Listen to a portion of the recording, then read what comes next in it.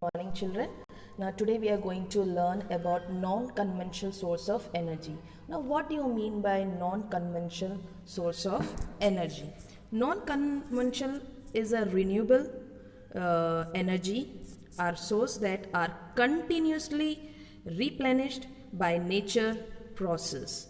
Most of the renewable energy comes directly from sun or wind, and never get renewable energy sources are essentially flows of energy, whereas fossil and nuclear fuels are in essence stocks of energy. Now today we are going to learn what are the sources of energy that can be very important for the human beings, and by this we can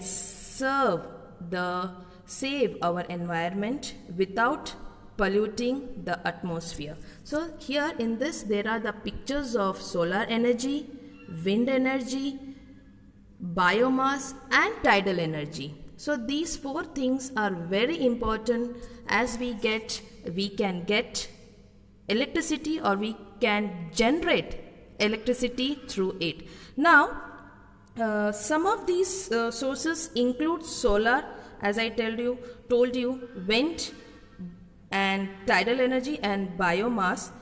So they are very eco-friendly, and today I am going to explain you in deep what do you mean by solar energy. I know you all know today many of the people are installing this solar energy at their home also, and it is very benefited for them also. Okay, so let's proceed. Let's understand what is solar energy. Now you can see this is a solar panel. Now they are fitting this solar panel, and it is mostly seen in big metropolitan cities, and now in villages also they are doing. So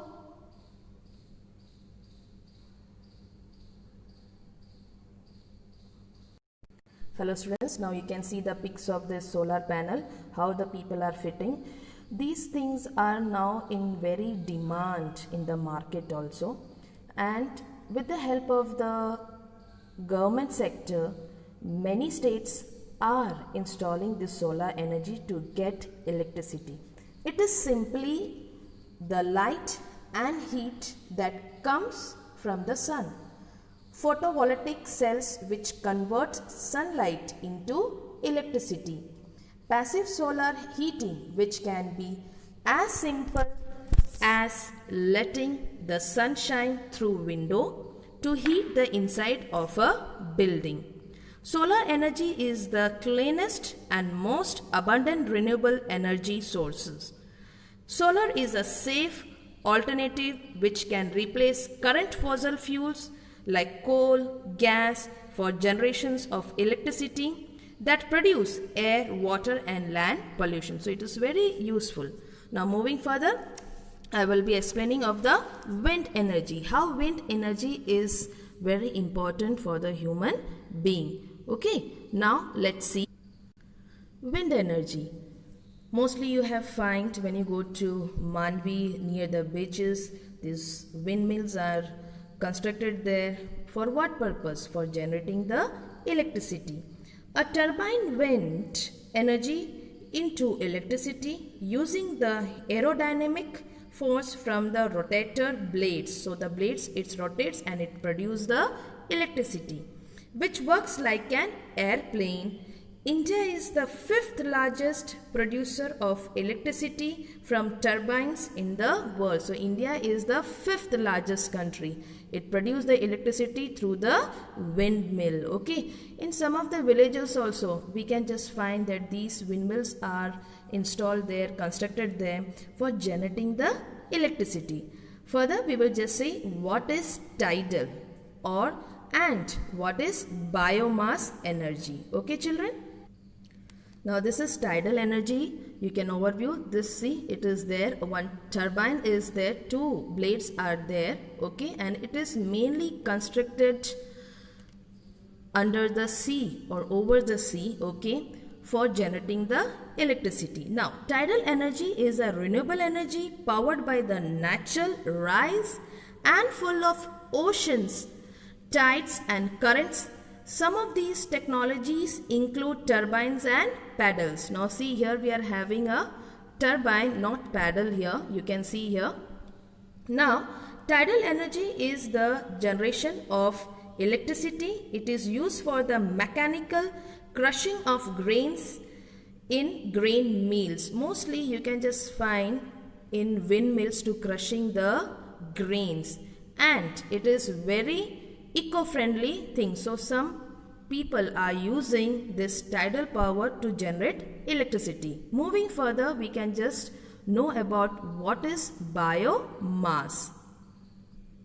Now biomass. What is biomass? Let's understand. You can see in the villages mostly find this is one type of gas fuel. Okay. Now biomass is the material contained in the bodies of plants and animals. When organisms die, their biomass can be used as a fuel or as a biogas. In simply, you can just say that biomass is renewable organic material that comes from plants and... Hello children. Now let's study about biomass. What is biomass now? Now biomass is a material contained in the bodies of plants and animals. When organism dies, their biomass can be used as a fuel or a biogas. In simple term, you can just say that biomass is renewable organic material that comes from plants and animals. Biomass contains stored chemical energy from the sun. So I am just showing the picture of the biomass. See, it is an important contents of stored energy. Okay, now wood is still the largest biomass energy source even today. So if you heat the wood, we get heat energy. Okay, now plants produce biomass through photosynthesis. So here we can have a chemical energy also. Okay, now moving further, you can just see energy obtained by burning biomass, direct combustion, fermentation. Burning biomass, okay, we can get heat energy as I told earlier. Biomass under bacterial action, sugar plus ethanol, that is biofuels. Here we can just get mechanical energy, electric energy, that is light energy, heat energy and kinetic energy. By heating the wood, we can get hot gases, or we can just generate steam also. Okay, now moving further, what are the advantage of biomass energy? It is environment friendly, it does not pollute. Okay, nitrogen dioxide, sulfur dioxide are something that we get.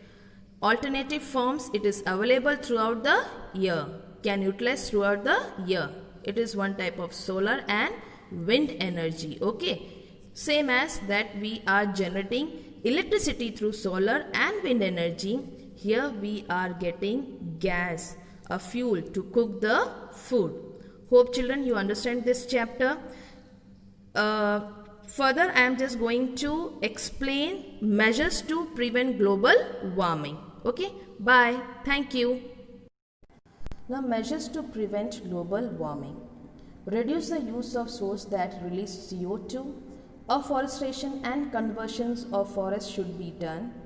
Growing trees helps to reduce carbon dioxide. Avoid the use of plastics. Optimum use of manure and pesticides. Adopt organic farming using green manure and cattle manure. Add biotics in the food animals. Optimum use of household appliances. Proper use of means of transport. Check the growth of human population. Design the buildings with sufficient ventilation to save electricity. Increase the use of eco-friendly paper. Grow plants and trees around your house. Make optimum use of natural resources. Use petroleum products judiciously. Use water carefully. Practice rainwater harvesting. increase the use of CNG and non-conventional sources of energy. So these are the some points, measures to prevent global warming. And yes children, we have to stick to strict action. How to use the natural resources. You have to grow plants and trees around your houses so that we can get sufficient oxygen to survive. Okay. Now think, what kind of residents should we have to protect ourselves from the effect of increase in temperature? Now things to know: to make 1 ton of paper, 4400 kV electricity is used, 30,000 liters of water is used, wood of 11 trees is required. So whenever you just waste the papers children, think about the nature. We are cutting down the trees to produce this 1 ton of papers that you are using for writing, and some of the students are just wasting and tearing the pages from the notebooks.